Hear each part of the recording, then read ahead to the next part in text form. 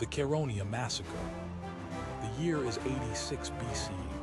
The Roman Republic stands at a crossroads, its power challenged by an ambitious king from the east. Mithridates VI of Pontus has swept across Asia Minor and into Greece, igniting a conflict that will test Rome's military might and reshape the ancient world. But on this day, in the plains near the ancient city of Chaeronea, something far more sinister than a simple battle is about to unfold. The Roman general Lucius Cornelius Sulla stands before his legions, his face a mask of cold determination. He has marched his army across treacherous terrain, fought through hostile territories, and now faces an enemy force that outnumbers his own soldiers by a staggering margin.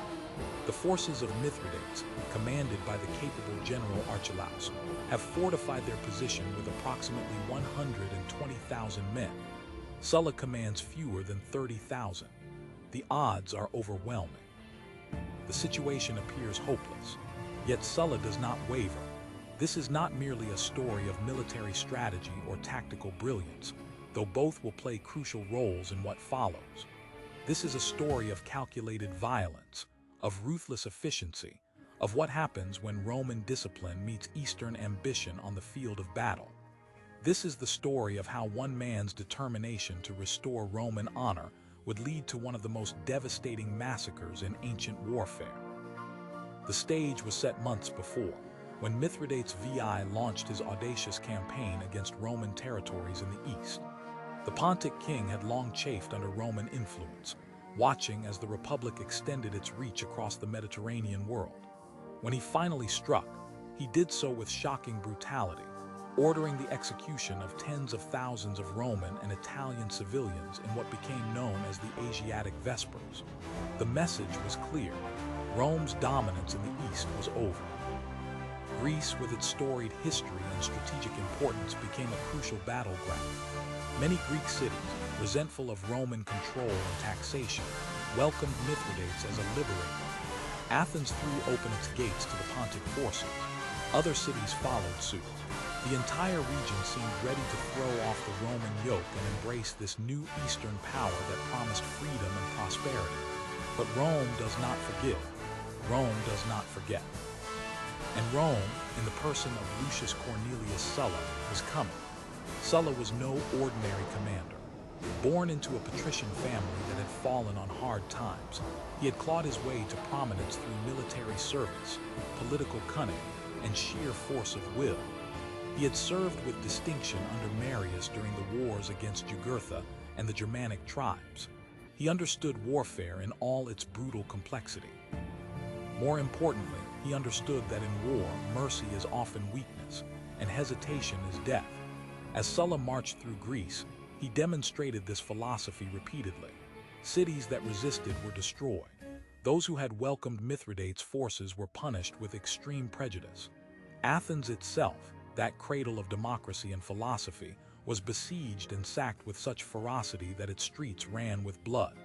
Sulla was not interested in winning hearts and minds. He was interested in victory, in reasserting Roman dominance through overwhelming force. Now, in the spring of 86 BCE, the two armies converged near Chaeronea, a location heavy with historical significance. It was here, more than 2 centuries earlier, that Philip II of Macedon had crushed the combined forces of Athens and Thebes, ending Greek independence and ushering in the age of Macedonian supremacy. The symbolism was not lost on either commander. History would be made on this ground once again. Archelaus, the Pontic commander, had chosen his position well. His massive army occupied the plains, with cavalry units positioned to exploit their numerical advantage. He had chariots, a weapon that had terrified enemies for millennia. He had archers from across the eastern kingdoms, their composite bows capable of raining death from distances Roman soldiers could not match. He had confidence born from sheer numbers and the knowledge that Mithridates' cause had momentum. Sulla surveyed the enemy position with the practiced eye of a veteran commander. He saw the superior numbers, the advantageous terrain, the confidence in the enemy ranks. A lesser general might have despaired. A more cautious commander might have withdrawn to seek reinforcements or better ground. Sulla did neither. Instead, he began to plan. The Roman military system was built on discipline, organization, and adaptability. While the Pontic forces relied on overwhelming numbers and traditional Eastern tactics, Sulla's legions represented the culmination of centuries of military evolution. Each soldier was trained to fight as part of a cohesive unit, to respond instantly to commands, to maintain formation under the most extreme pressure. The legion was not just an army, it was a machine designed for one purpose: victory. Sulla understood that he could not win through conventional means. He could not simply line up his forces and charge into the enemy. Such tactics would result in his smaller army being surrounded and annihilated. Instead, he needed to use terrain, timing, and the superior training of his men to neutralize the enemy's numerical advantage. He needed to turn the battle into a series of smaller engagements where Roman discipline could prevail over Eastern numbers. The night before the battle, Sulla walked among his troops. He spoke to the centurions, those backbone officers who would lead their men into the chaos of combat.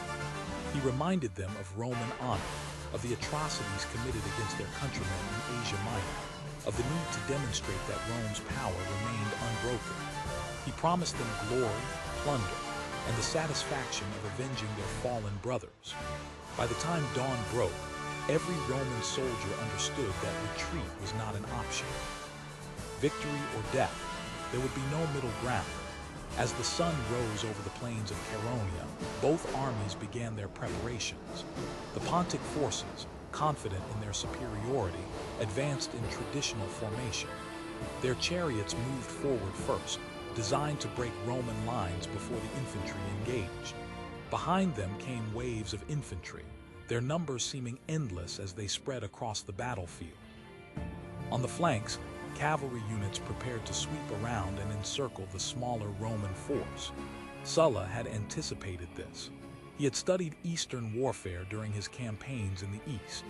He knew how Mithridates' generals thought, how they deployed their forces, how they sought to overwhelm opponents through sheer weight of numbers, and he had prepared countermeasures. As the Pontic chariots thundered forward, kicking up clouds of dust and creating a terrifying spectacle of noise and motion, they encountered something unexpected. Sulla had ordered his men to dig concealed pits and plant stakes across the likely approach routes. The chariots, moving at full speed, had no time to react. Horses stumbled and fell. Chariots overturned. Drivers were thrown to the ground and crushed beneath the wheels of following vehicles. What was meant to be a devastating charge became a chaotic disaster. The Roman infantry, rather than breaking in panic as Archelaus had anticipated, held their positions with iron discipline. The legionaries locked their shields and braced for impact. When the surviving chariots reached their lines, they were met with a wall of Roman steel. Javelins flew through the air, finding targets among the confused and disorganized chariot crews. The feared weapon of Eastern warfare was neutralized in minutes. But the real battle was just beginning. Behind the failed chariot charge came the Pontic infantry, wave after wave of soldiers advancing toward the Roman positions. The numerical disparity was stark and terrifying. For every Roman soldier, there were 4 or 5 enemy troops. Simple mathematics suggested that Rome's smaller force would be overwhelmed through sheer attrition. Sulla, however, was not playing by simple mathematics. He had positioned his forces not in a traditional line, but in a more compact, flexible formation that could respond to threats from multiple directions. His cavalry, though outnumbered, was held in reserve rather than committed to the initial engagement. His best troops were positioned at crucial points where they could respond to breakthroughs or exploit enemy weaknesses. As the Pontic infantry crashed into the Roman lines, the battle became a brutal test of will and skill. The Eastern soldiers fought with courage and determination, but they lacked the cohesion and training of the Roman legions.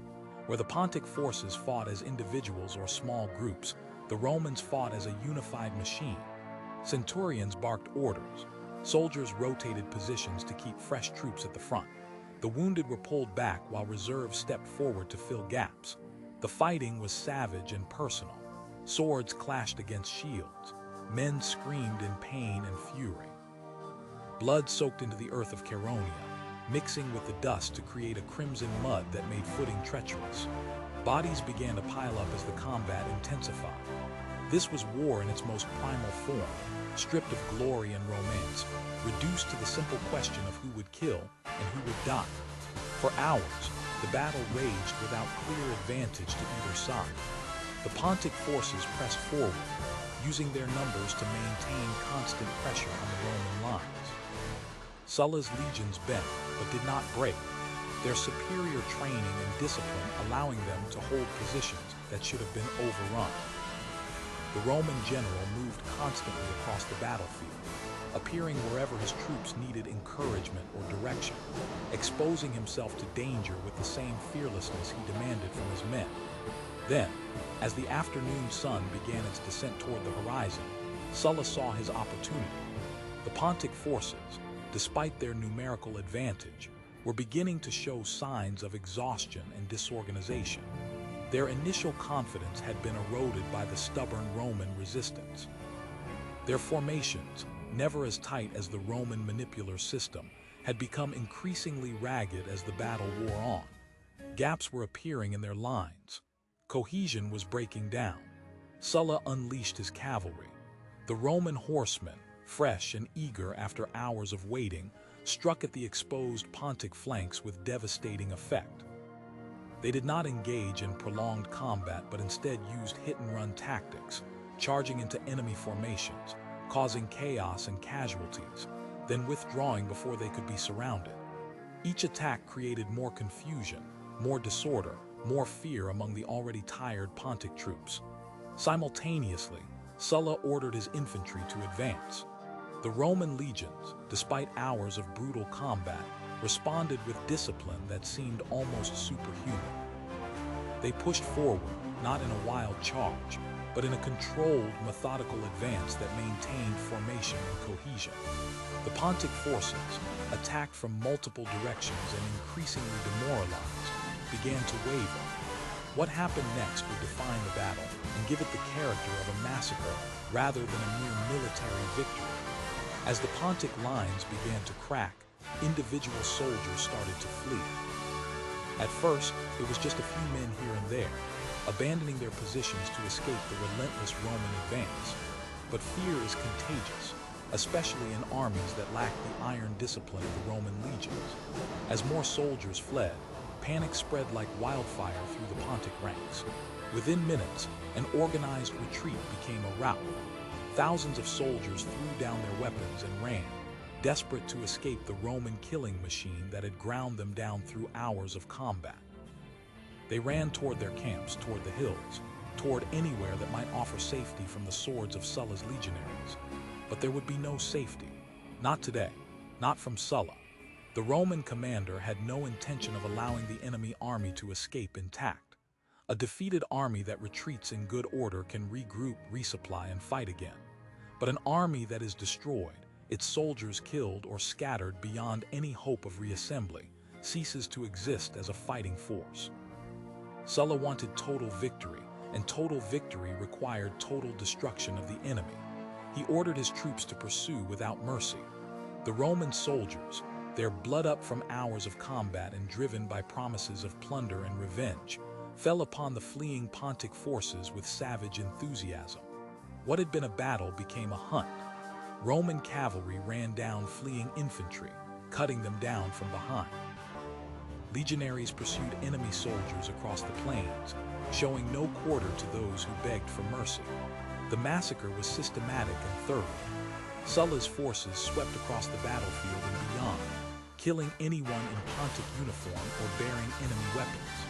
The camps of Archelaus' army were overrun and burned. Soldiers who had taken no part in the battle, support staff and camp followers, were cut down alongside the warriors. The wounded who had been left behind during the rout were systematically executed. Rivers and streams became choked with bodies as desperate soldiers drowned trying to escape across them. Ancient sources, often prone to exaggeration, report staggering casualty figures. Some claim that over 100,000 Pontic soldiers died at Chaeronea, though modern historians treat such numbers with skepticism. What is certain is that the vast majority of Archelaus' army was destroyed. Of the massive force that had seemed so invincible in the morning, only a small fraction survived to escape. Archelaus himself barely managed to flee with a handful of men, his grand army reduced to a memory and a field of corpses. The Roman losses, by contrast, were remarkably light. Sulla's careful tactics and the superior training of his legions had allowed him to achieve a victory of almost unprecedented proportions. He had faced an enemy force 4 times the size of his own, and had not merely defeated it but had effectively annihilated it. The military implications were enormous. Rome's dominance in Greece was reasserted. Mithridates' ambitions in the region were dealt a blow from which they would never fully recover. But the significance of Chaeronea extended beyond mere military calculations. The battle demonstrated the terrifying efficiency of Roman military power when wielded by a commander willing to pursue victory to its ultimate conclusion. Sulla had not been content with forcing the enemy to retreat. He had not sought to negotiate or to win a political victory through limited military success. He had sought the complete destruction of his opponent, and he had achieved it through calculated violence that shocked even the violence-accustomed ancient world.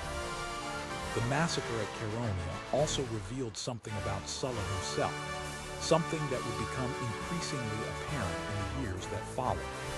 This was a man who saw violence not as a regrettable necessity, but as a tool to be used with precision and without hesitation.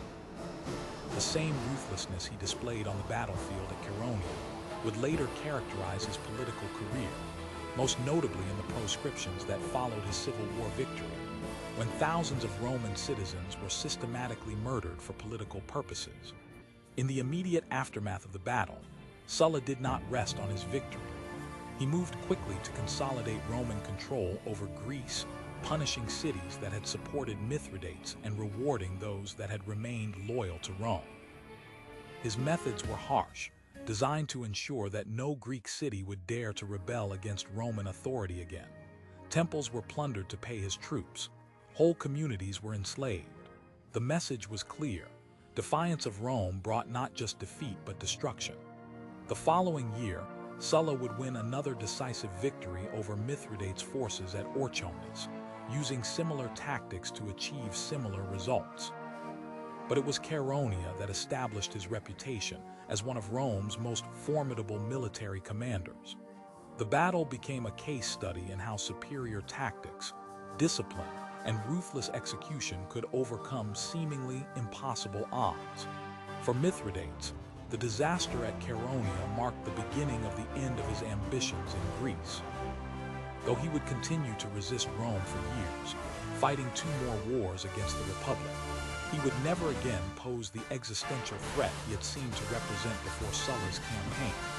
The massacre of his army at Chaeronea had demonstrated that Roman military power, when properly led and motivated, was simply insurmountable. The battlefield itself bore witness to the scale of the slaughter for years afterward. Travelers reported seeing fields of bones, visible reminders of the day when 100,000 men marched confidently to battle and fewer than 10,000 marched away. Local farmers would unearth weapons and armor for generations, physical remnants of the massacre that had transformed their peaceful plains into an abattoir. The legacy of Chaeronea extended far beyond its immediate military and political consequences. The battle influenced Roman military doctrine for decades, demonstrating the effectiveness of flexible tactics combined with rigid discipline. Future commanders studied Sulla's approach, learning how to maximize the advantages of Roman training and organization while neutralizing enemy numerical superiority. The principles employed at Chaeronea would echo through Roman military campaigns for centuries. But perhaps the most significant legacy of Chaeronea was what it revealed about the nature of Roman power in the late Republic. This was no longer the Rome of the early Republic, content with defending its borders and maintaining limited hegemony over Italy. This was an imperial power, willing to project force across vast distances and to employ overwhelming violence to maintain its dominance. The massacre at Chaeronea was not an aberration, but a preview of how Rome would deal with challenges to its authority in the coming centuries.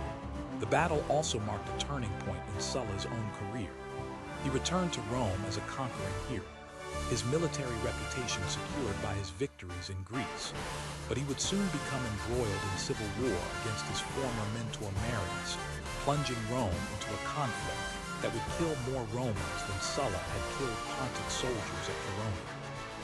The same tactical brilliance and ruthless determination he had displayed on the plains of Greece would be turned against his fellow citizens, with consequences that would reverberate through Roman history. Looking back across more than 2 millennia, the Chaeronea Massacre stands as a testament to both human martial capability and human capacity for violence. It was a demonstration of what trained, disciplined soldiers could achieve under inspired leadership. It was also a reminder of what happens when military power is unleashed without restraint, when the objective is not merely victory but annihilation. The soldiers who fought at Chaeronea on both sides were not monsters. They were men, following orders, fighting for causes they believed in or were compelled to serve. The Pontic troops who died in their thousands were not evil. They were simply on the losing side of a battle against an opponent who proved superior in every meaningful way. The Roman legionaries who pursued and killed fleeing enemies were not sadists. They were disciplined soldiers following the commands of their general and the customs of ancient warfare. Yet the result was massacre on a scale that shocked the ancient world. Tens of thousands of men died, not in the heat of battle where death might be understood as the fortune of war, but in a systematic pursuit and slaughter that continued long after the outcome was decided. This was killing not for military necessity, but for the complete destruction of enemy capability, for the psychological impact it would have on future opponents, for the message it would send about Roman power and Roman resolve. In this sense, Chaeronea was more than a battle. It was a statement, written in blood across the plains of Greece, declaring that Rome would tolerate no challenge to its authority, would accept no outcome short of total victory, would pursue its enemies not just to defeat but to destruction. It was a preview of the imperial ruthlessness that would characterize Rome's expansion across 3 continents, the iron fist inside the velvet glove of Roman civilization. The massacre also raises uncomfortable questions about the nature of military glory and historical memory. Sulla was celebrated in his time and remembered by history as a brilliant commander, and by purely military standards, his achievement at Chaeronea was indeed remarkable. To defeat an enemy force 4 times your size requires exceptional skill, courage, and leadership. Yet that victory was achieved through systematic slaughter that killed tens of thousands of men, many of them fleeing and defenseless.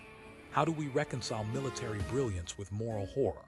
How do we evaluate commanders who achieve great victories through terrible means? These questions have no easy answers, then or now. Ancient writers generally praised Sulla's victory without dwelling on the human cost, viewing the massacre as a natural and necessary consequence of war. Modern sensibilities might recoil from such wholesale slaughter, but we must be careful not to impose contemporary moral standards on ancient events. War in the ancient world was brutal by nature, and the concept of limiting violence or showing mercy to defeated enemies was not universally accepted. What we can say with certainty is that Chaeronea demonstrated the full potential of Roman military power in the late Republic. It showed what Roman legions could achieve when led by a commander of genius and ruthlessness, when supplied with clear objectives and unleashed without restraint. It proved that numbers alone could not overcome superior training, tactics, and determination, and it established Sulla as one of the most formidable military minds of his generation, a reputation that would serve him well in the civil wars to come. The battle also marked a crucial moment in the long conflict between Rome and Mithridates. Though the Pontic king would continue to resist for years, he would never again pose the existential threat he had seemed to represent before Chaeronea. The massacre of his army in Greece demonstrated that Roman power, when fully mobilized and properly led, was simply too great to overcome. Mithridates would win some tactical victories in subsequent years, but the strategic initiative had passed permanently to Rome. For the Greek cities that had welcomed Mithridates as a liberator, Chaeronea was a harsh lesson in the realities of power. Rome's temporary setbacks in the east had proven to be just that, temporary. The Republic's ability to project power, to raise armies, to produce commanders of Sulla's caliber, ensured that challenges to Roman authority would ultimately fail. The cities that had rebelled would pay dearly for their miscalculation, subjected to harsh punishment and stripped of their autonomy. In the end, the Chaeronea Massacre was a defining moment in the transition from the Roman Republic to the Roman Empire. It demonstrated the military capabilities that would allow Rome to dominate the Mediterranean world for centuries. It revealed the ruthlessness that would characterize Roman imperial policy, and it produced a commander whose career would help destroy the republic he had served so effectively, paving the way for the imperial system that would follow.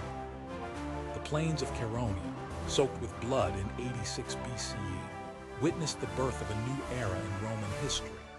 It was an era of unprecedented military power, of imperial ambition, of conquest and domination on a scale the ancient world had never seen. The massacre that occurred there was both a symptom and a cause of this transformation, a moment when the old rules of warfare gave way to something new and terrifying in its efficiency.